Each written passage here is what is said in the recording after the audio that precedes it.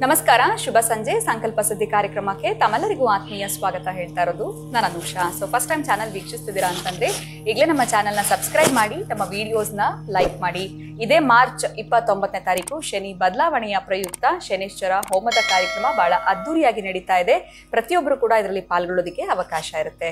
ಇನ್ನು ಕಾರ್ಯಕ್ರಮದಲ್ಲಿ ನಮ್ಮ ಜೊತೆಲಿದ್ದಾರೆ ಸ್ಪಿರಿಚುವಲ್ ಗುರು ಡಾಕ್ಟರ್ ವಿಷ್ಣುದತ್ತ ಗುರುಜಿಯವರು. ಬನ್ನಿ ಗುರುಗಳನ್ನ ಕಾರ್ಯಕ್ರಮಕ್ಕೆ ಬರ್ಮಾಡ್ಕೊಳ್ಳೋಣ. ನಮಸ್ತೆ ಗುರುಗಳೇ, ಕಾರ್ಯಕ್ರಮಕ್ಕೆ ಭಕ್ತಿಯ ಸ್ವಾಗತ. ಗುರುಗಳೇ, ನಮಗೆ ಈ ಗ್ರಹಗಳ ಬಗ್ಗೆ ಸಾಕಷ್ಟು ಮಾಹಿತಿಗಳು, ಜೊತೆಗೆ ಒಂದು ಯಂತ್ರದ ರಚನೆಯನ್ನ ಹೇಗೆ ಮಾಡ್ಕೊಳ್ಬೇಕು, ಆ ಗ್ರಹಕ್ಕೆ ಹೇಗೆ ಬಲವನ್ನ ತಂದ್ಕೊಳ್ಬೇಕು ನಮ್ಮ ಜಾತಕದಲ್ಲಿ, ಇನ್ ಕೇಸ್ ಅದು ಸರಿಯಾದ ಮನೇಲಿ ಇಲ್ಲ ಅಂದ್ರೆ ಅನ್ನೋದ್ರ ಬಗ್ಗೆ ಹೇಳ್ತಾ ಇದ್ರಿ. ಇನ್ನು ಕೇತು ಗ್ರಹದ ಬಗ್ಗೆ ಮಾತಾಡೋದಾದ್ರೆ, ಕೇತು ಸರಿಯಾಗಿರುವಂತಹ ಸ್ಥಾನದಲ್ಲಿ ಇಲ್ಲ ಅಂದಾಗ ಯಾವ ರೀತಿ ಸಮಸ್ಯೆಗಳಿಗೆ ನಾವು ಈಡಾಗ್ತೀವಿ, ಜೊತೆಗೆ ಏನು ಪರಿಹಾರ ರೂಪವಾಗಿ ಯಂತ್ರದ ರಚನೆ ಅಥವಾ ತಂತ್ರ ಬೇಕಾಗುತ್ತೆ ಗುರುಗಳೇ ಇದಕ್ಕೆ? ಓಂ ವಿಶ್ವಸ್ಮೈ ನಮಃ. ಪ್ರೀತಿಯ ಬಂಧುಗಳೇ, ನಮ್ಮ ಕರ್ನಾಟಕದಲ್ಲಿ ಈ Rahu Ketu and Neptune Pluto ಇವೆಲ್ಲ ಸ್ವಲ್ಪ ಕಡಿಮೆ. ಇದನ್ನು ಮಾಡ್ತಕ್ಕಂಥ ತಾಂತ್ರಿಕ ಪ್ರಯೋಗಕ್ಕೆ ಸಂಬಂಧಪಟ್ಟ ಹಾಗೆ ಕೇರಳದಲ್ಲಿ ಈ ಪದ್ಧತಿ ಹೆಚ್ಚಿಗಿರುತ್ತೆ. ತಿರುವನಂತಪುರಂ ಅಲ್ಲಿ ನನ್ನ ಕಚೇರಿ, ಅಲ್ಲಿಗೆ ಬಹುಶಃ ಕೆಲವು ಜನ ಬರ್ತಾರೆ. ಕೆಲವು ತಾಂತ್ರಿಕ ಥಿಂಗ್ಸ್ ಎಲ್ಲ ಅಲ್ಲಿ ಇರತಕ್ಕಂತಹದ್ದು. ಈ ಎಲೆಕ್ಷನ್ ಟೈಮಲ್ಲಿ ನಾನು ಸ್ವಲ್ಪ ಅಲ್ಲಿರ್ತೇನೆ. ಕೆಲವು ಥಿಂಗ್ಸ್ ಇರೋದೇ ಹಾಗೆ, ಅಲ್ಲಿಂದ ಅಲ್ಲೇ ಪಡ್ಕೊಂಡು ಕೆಲವೊಂದು ತಾಜಾ ಮಾಡ್ತಕ್ಕಂಥದ್ದು ಇರ್ತವೆ. ಈ ಕೇತು ಬಗ್ಗೆ ತೆಗೆದುಕೊಂಡಾಗ ಜಾತಕ ರೀತಿಯ ಕೇತು ಕೆಟ್ಟಾಗ ಮೊದಲೇ ಇಲ್ಲೊಂದು ಮೆಸೇಜ್ ಕೊಟ್ಟಿರ್ತಾನೆ. ಸೂರ್ಯ ಶೌರ್ಯವನ್ನ, ಚಂದ್ರ ಇಂದ್ರ ಪದವಿಯನ್ನ, ಮಂಗಳ ಸನ್ಮಂಗಳವನ್ನ, ಬುಧನು ಬುದ್ಧಿಯನ್ನ, ಬೃಹಸ್ಪತಿಯು ಗುರುಬಲವನ್ನ, ಶುಕ್ರ ಶುಭವನ್ನ, ಶನಿಯು ಸರ್ವವಿಧದ ಮಂಗಳವನ್ನ, ರಾಹು ಬಾಹುಬಲವನ್ನ, ಕೇತುವು ಕುಲದ ಉನ್ನತಿಯನ್ನ. ನೋಡಿ, ಕುಲದ ಉನ್ನತಿ ಅಂತ ಹೇಳ್ತಿದ್ದಾನೆ.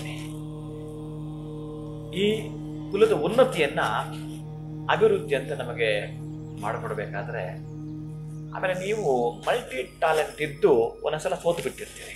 ಅವರಿಗೆ ಇದು ಅಪ್ಲೈ ಆಗತ್ತೆ. ಬಹಳ ಟ್ಯಾಲೆಂಟ್ ಇದೆ ನಮ್ಮ ಹುಡುಗನಿಗೆ, ಯಾಕೋ ಒಂದೊಂದು ಸಕ್ಸಸ್ ಆಗ್ತಾ ಇಲ್ಲ. ಇವಾಗ ತುಂಬಾ ಟ್ಯಾಲೆಂಟ್ ಇದೆ, ಯಾಕೆ ಸಕ್ಸಸ್ ಆಗ್ತಿಲ್ಲ ನೀವು?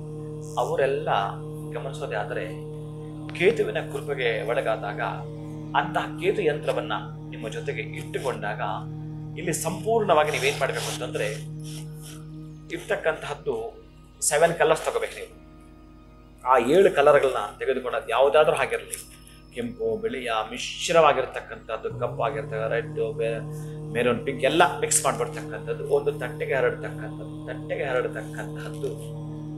ಇದನ್ನ ನೀವು ಬಹಳ ಪ್ರಮುಖವಾಗಿ ಗಮನಿಸ್ತೀನಿ ಅಂತಂದ್ರೆ, ಈ ಗರಿಕೆ ನೋಡಿರ್ತೀರಿ ನೀವು, ಆ ಗರಿಕೆ ಮತ್ತೆ ದರ್ಬೆ ಎರಡನ್ನೂ ಸೇರಿಸಿಬಿಟ್ಟು ಕಪ್ಪು ದಾರದಲ್ಲಿ ಕಟ್ಟಬೇಕು.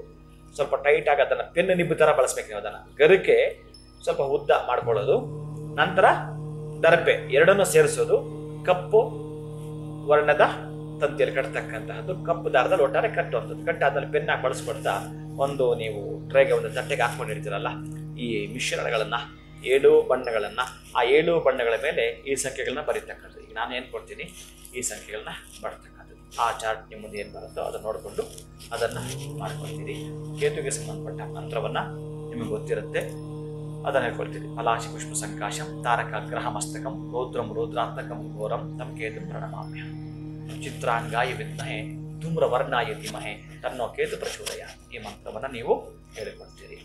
ನೀವು ಎಷ್ಟು ಅಂತಂದ್ರೆ 11 ಸಲ 108 ಸಲ ಹೇಳಲೇಬೇಕು. 108 ಸಲ ಹೇಳಿ ಒಂದು ಸಲ ನೀವು ಪೂಜೆ ಮಾಡಿ, ಅದಕ್ಕೆ ನಿಮ್ಮ ಶಕ್ತಿಯಾನುಸಾರ ಒಂದು ನೈವೇದ್ಯ ಮಾಡಿ, ಒಂದು ಹಣ್ಣನ್ನು ನೈವೇದ್ಯ ಮಾಡಿ, ಮಂಗಳಾರತಿ ಮಾಡಿ ನಮಸ್ಕಾರ ಮಾಡ್ಕೊಳ್ತಾ ಈ ಎಲ್ಲವನ್ನು ಒಂದು ಕಡೆ ಒಂದು ಬೌಲ್ಗೆ ಹಾಕಿಟ್ಕೊಳ್ಬೇಕು. ನೀವು ಯಾವ ಬಿಸ್ನೆಸ್ ಅಲ್ಲಿ ಹೋಗಿ ಲಾಸ್ ಆಗಿದ್ರೋ ಆ ಬಿಸ್ನೆಸ್ ಪ್ಲೇಸ್ ಅಲ್ಲಿ ಒಂದಷ್ಟು ಹೋಗ್ತಾ ಈ ಕಡೆ ಆ ಕಡೆ ಬಾಗಿಲ ಸ್ವಲ್ಪ ಆ ಪುಡಿನ ಹಾಕೋದು, ಒಳಗಡೆ ಹೋಗ್ತಕ್ಕಂಥದ್ದನ್ನ ಮಾಡ್ಕೊಳ್ತೀರಿ. ತುಂಬಾ ಇಂಪಾರ್ಟೆಂಟ್ ಇರುತ್ತೆ. ಅಲ್ಲಿಗೆ ನೀವು ಒಂದಷ್ಟು ಪೇಪರಲ್ಲಿ ಸುತ್ತಿಟ್ಕೊಂಡು ಒಂದು ಜಿಪ್ ಕವರಲ್ಲಿ ಹಾಕಿಟ್ಕೊಂಡು ನಿಮ್ಮ ಹತ್ರ ಹೋಗ್ತಕ್ಕಂಥ ಇದನ್ನ ಮಾಡ್ತಾ ಬರ್ತೀರಿ. ನಿಮಗೆ ಇನ್ಯಾರಾದ್ರೂ ಈ ತರ ತೊಂದರೆ ಇದ್ದಾರೆ ಅಂತಂದ್ರೆ, ತಗೋ ಇದನ್ನ ನಮಗೊಬ್ಬ ಗುರುಗಳು ಹೇಳಿದ್ರು, ಈ ಒಂದು ಪುಡಿನ ಇಟ್ಕೊ, ಇದು ಒಂದು ರೀತಿಯ ಗುರುಗಳು ನಮಗೆ ಅಭಿಮಂತ್ರಿತ ಮಾಡಿರ್ತಕ್ಕಂಥ ಭಸ್ಮ, ಇದು ಇಟ್ಕೋ ಅಂತೇಳಿ ಕೈಗೆ ಕೊಡಿ. ಒಂದಷ್ಟು ಜನಕ್ಕೆ ಕೊಡಿ. ನೀವು ಬಹುಶಃ ಅವನು ನಿಮಗೆ ಎಷ್ಟು ರೀತಿಯಲ್ಲಿ ಸಹಾಯ ಮಾಡ್ತಾನೆ ಅಂತಂದ್ರೆ, ನೀನು ಒಳ್ಳೆ ಕೆಲಸ ಮಾಡಿದೆ ಕಣಗೆ, ನಾನು ಅದನ್ನು ತೆಗೆದುಕೊಂಡೆ, ಅಲ್ಲಿಂದ ಆಚೆಗೆ ನನಗೆ 2 ವರ್ಷ ಒದ್ದಾಟ ಮಾಡಿದ್ದೆ, ನೆನ್ನೆ ಏನು ನೀನು ಕೊಟ್ಟಿಯೋ ಅದನ್ನು ತೆಗೆದುಕೊಂಡು ಆದ್ಮೇಲೆ ನನಗೆ 4 ದಿನದಲ್ಲಿ ಕೆಲಸ ಆಯ್ತು ಕಣಯ್ಯ, ತುಂಬಾ ಖುಷಿ ಪಡ್ತಾನೆ. ಅವನು ನಿಮಗೆ ಏನಾದರೂ ತಕ್ಷಣ ಸಹಾಯ ಮಾಡಬಹುದು, ಅಥವಾ ನಿಮಗೆ ಯಾವಾಗಲೂ ಕೂಡ ಅವನು ಹೇಗೆ ಅಂತ ನಾನು ನಿನಗೆ ಚಿರುಋಣಿಯಾಗಿರ್ತೀನಪ್ಪ ಅಂತ ಹೇಳ್ತಾರಲ್ಲ, ಅವರೆಲ್ಲ ಇವರೇ ಆಗಿರ್ತಾರೆ, ನಿನಗೆ ಋಣಿಯಾಗಿರ್ತಾರೆ ಅವರು. ಯಾಕಂದ್ರೆ ಅವನ ಕಷ್ಟಕ್ಕೆ ಸ್ಪಂದಿಸ್ತಿದೆಯೇ ನೀನು. ಹಾಗಾಗಿ ಇಂತಹದ್ದನ್ನ ಕೇತುವಿಗೆ ಸಂಬಂಧಪಟ್ಟಿದ್ದನ್ನ ಮಾಡ್ಕೊಳ್ತೀರಿ. ಆ ಲವಲವಿಕೆ, ಆಮೇಲೆ ಕುಲದ ಉನ್ನತಿ ಅಂತ ಹೇಳ್ತಾನೆ. ನಿಮ್ಮ ತಾತ ಮುತ್ತಾತ ಮಾಡಿದ್ರಲ್ಲ ಆ ತರಹದ್ದು ಏನಾದ್ರೂ ಮಾಡ್ಕೊಂಡು ವಂಶವಾಹಿನಿ ಮಾಡ್ಕೊಂಡು ಬರ್ತಾ ಇರ್ತಕ್ಕಂಥ ಕಸಬೇನಿದ್ರು ಕೂಡ ಅದು ಕೂಡ ಯಾವುದೋ ಕಾರಣಾಂತರದಿಂದ ನಿಂತಿದ್ದರೆ, ಕೆಟ್ಟಿದ್ದರೆ, ಇದು ನೀವು ಮಾಡ್ಕೊಂಡಾಗ ಅದು ಸಕ್ಸಸ್ ಆಗುತ್ತೆ. ಅದು ಅಷ್ಟೇ ಈ ಒಂದು ತಾಂತ್ರಿಕ ಪದ್ಧತಿಯಿಂದ, ಈ ರೆಮಿಡಿಯಿಂದ ಆ ಕೆಲಸ ನಿಮಗೆ ಚಾಲೂ ಮಾಡಿಕೊಡುತ್ತೆ. ಅದು ಕೇತು ಕೃಪೆ. ಖಂಡಿತವಾಗ್ಲೂ ಗುರುಗಳೇ, ಕೇತುವಿಗೆ ಹೇಗೆ ನಾವು ಕೃಪೆಗೆ ಪಾತ್ರರಾಗಬೇಕು ಅಂತಂದ್ರೆ ಆ ತಂತ್ರ ಆಗಿರ್ಬೋದು, ಜೊತೆಗೆ ಯಂತ್ರದ ರಚನೆಯನ್ನ ಹೇಗೆ ಮಾಡ್ಕೊಳ್ಬೇಕು ಅಂತ ನಮಗೆ ಅದ್ಭುತವಾಗಿ ತಿಳಿಸ್ಕೊಟ್ಟಿದ್ದೀರಾ. ಧನ್ಯವಾದಗಳು ತಮಗೆ. ನಮಸ್ಕಾರ. ಹರೇ ಶ್ರೀನಿವಾಸ.